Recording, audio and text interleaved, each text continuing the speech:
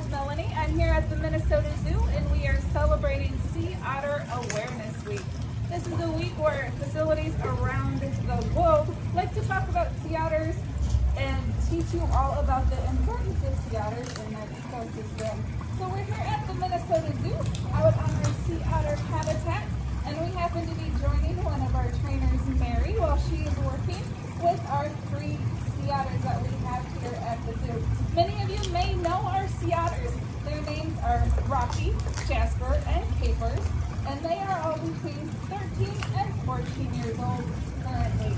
Well, today I'd like to tell you a little bit about why sea otters are so important to their environment. Sea otters are what we call a keystone species. That means that their presence helps to keep that ecosystem or that environment stable. And so they help to basically keep everything in balance.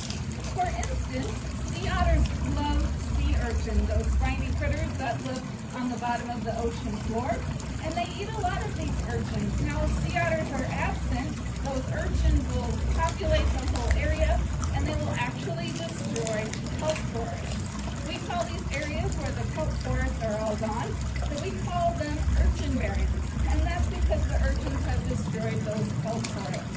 Well, now if the sea otter is present in that environment like they are supposed to be, they eat those urchins, they keep that population of urchin in check, and then the kelp forests can bloom and they can prosper. Now you might wonder, why are kelp forests important to us? Well, we should very much appreciate what the sea otters do because kelp forests are really important to us. Kelp forests actually provide not only habitat for the other animals that live in that environment, but they are the biggest producer, one of the biggest producers of oxygen. They take a lot of carbon out of our atmosphere, so they keep our air nice and healthy for humans.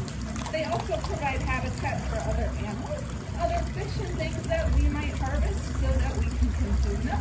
And it also is used in different products. Even in your toothpaste or your ice cream, you might find health ingredients in those. So the sea otters are really important to their environment. They help keep everything in balance. Again, they are keystone species.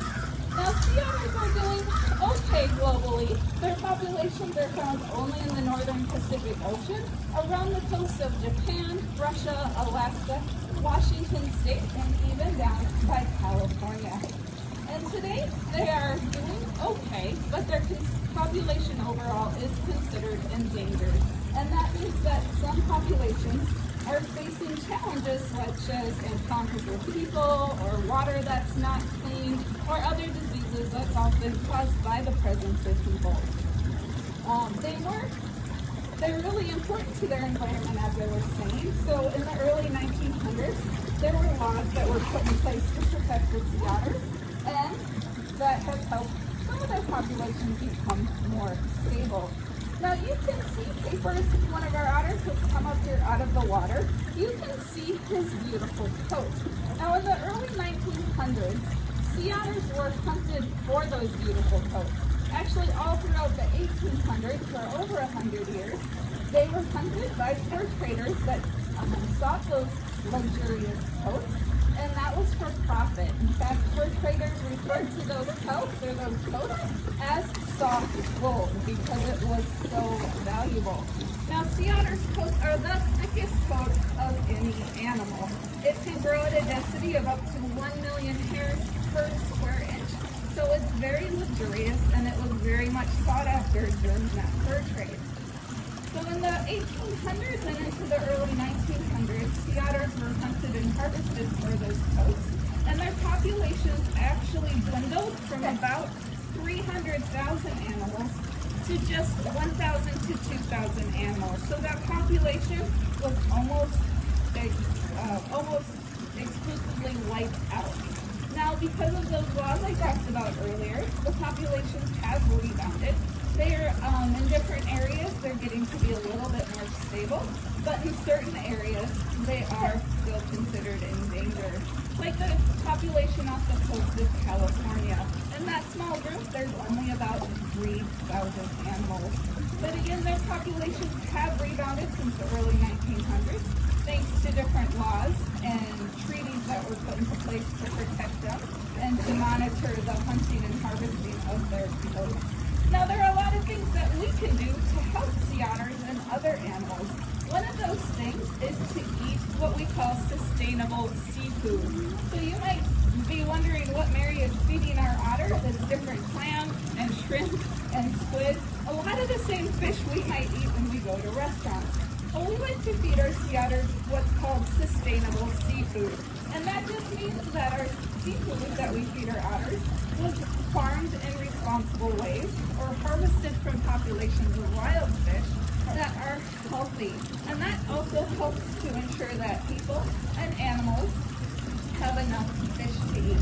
If you want to eat sustainable seafood, you can actually download an app called the Seafood Watch app that's produced by our friends out at Monterey Bay Aquarium.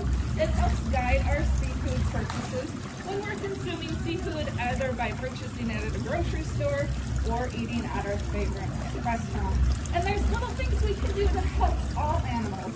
Things like saying no to those plastic straws or plastic bags, limiting our use of things like fertilizer or even road salt.